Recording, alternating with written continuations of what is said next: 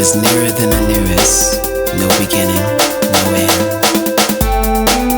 Just simply say to yourself, I am. This is the consciousness connection.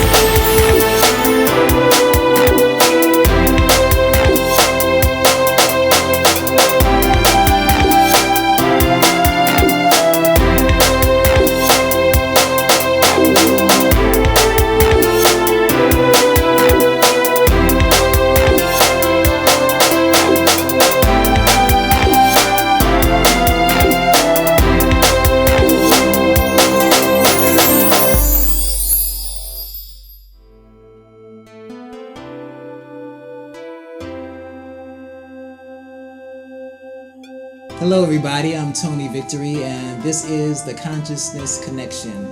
I'm here with Deborah Deras, author of Confessions of an Adrenaline Addict. She's going to tell us a little bit about how to achieve more with less effort. Thank you for having me on the show. I appreciate it. My pleasure. It's always great to connect and raise consciousness, and that's really what the book is about. Confessions of an Adrenaline Addict really was not the book that we had intended to write. We were going to write this book called Time Expansion, and we were going to tell everybody how you could do a million things all at the same time and just accomplish as much as possible.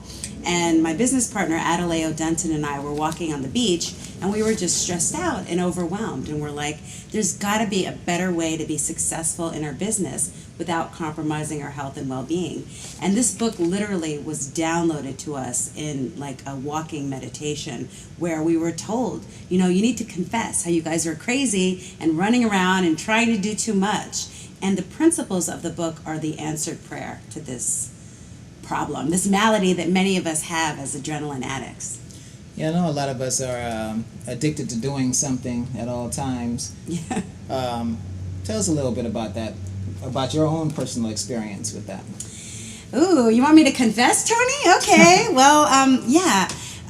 There is just a natural addiction to want to do more and to constantly be going and doing. And we think of ourselves as human doings rather than human beings, right, because of this impulse and we're rewarded for it. You know, if you accomplish something in school and then you do something else, people are like, oh, that's so great, Tony. You're doing so much. How do you do it? And that's what happened with me. You know, I was in college and I had just had a lot of tragedies in my life. My brother had just passed away and my parents had just gotten divorced, and I was still trying to find myself. And I thought I had to prove that I was worthy, because why would they take my brother's life and not mine? This boy of 16 years old. So I said, well, if I run this marathon, if I achieve this thing and this reward, and I was just going. And one day I was pumping gas. This is my confession.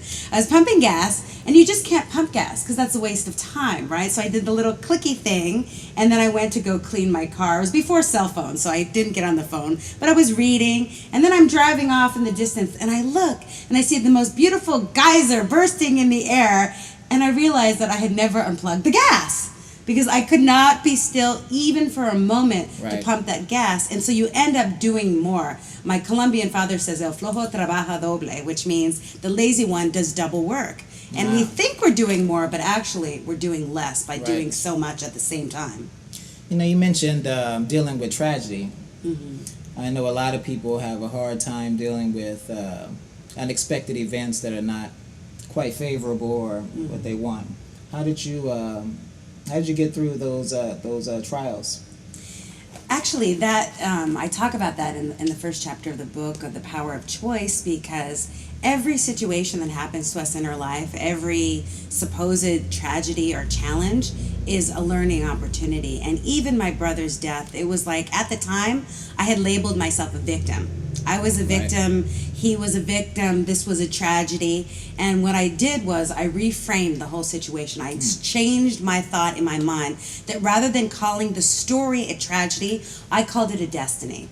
And I believe that his life was meant to be lived. His soul's contract was 16 years, and when that was fulfilled, he went back to his creator. And that thought, that single thought, gave me so much inspiration to start my first company and to live every life fully and passionately. I don't let any opportunities of fear stop me from anything, because I don't even fear death.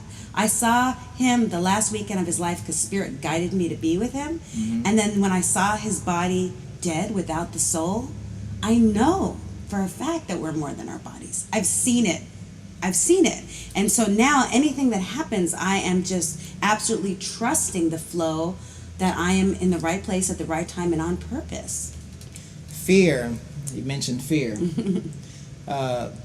Fear is debilitating for a lot of people, and I think that's probably one of the most difficult things or mental patterns to deal with for most people. Can you touch on fear a little bit from your own experience? Absolutely, and I know that many people have heard the acronym for fear, false evidence appearing real. And the biggest fear that I think people have, and that I know I have, is the feeling of separation, feeling that I'm alone. You know, as a single woman in the world, there's times that I go to sleep alone and I'm like, how did I get here? You know, at this time in my life, I thought I would be with someone and that I would have that divine right partner. And my friend said, you need to put a cross on the word alone and put at one. That I am at one with the divine. And if I am one with all that there is, then I'm never alone.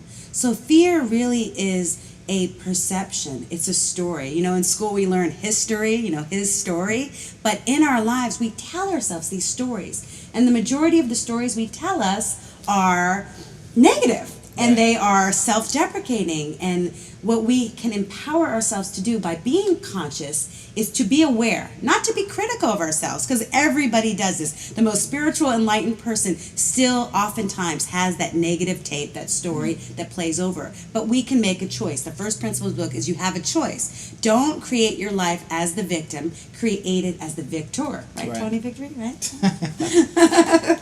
Well, you mentioned also awareness. I know a lot of people, I've mentioned it before, I've said it's not about trying to tackle the debilitating or fearful thought. It's just being aware of it, being able to see it. Because if you can see it, then you'll recognize that you're not it. Ooh, that's such a good point. So I heard you going there, so... Yes. Actually, you brought about on Facebook, I have my quote, you know, they say, what's your favorite quote? And mine's by Einstein. And it says, you can't solve a problem from the place it's created. Right. And when we are in that problem, that fear in our life, we see tunnel vision. I have my students do this. All you can see is problem.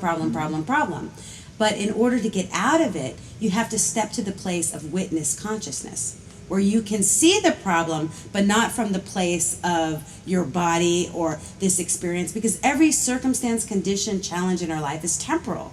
And we are spiritual beings having a human experience. Right. We're eternal. And so when we can zoom out, and for me, in order to do that, just to give you some practical, so I'm not so esoteric, ethereal, spiritual, la stuff, is I exercise, I dance, I go to the beach. I move to the beach so I could be constantly in that space, because when I'm in my mind, and oftentimes when you're sitting at your desk and you have a problem, you can't solve it. Then you go outside and you have a breath of fresh air, then all of a sudden it drops down. Why? Because you can access your intuitive faculties. We all have this sixth sense, yet we're so into the left brain problem solving and let's just get it done that we don't realize there's the other side, which is our feminine aspect that we all have, that is intuitive.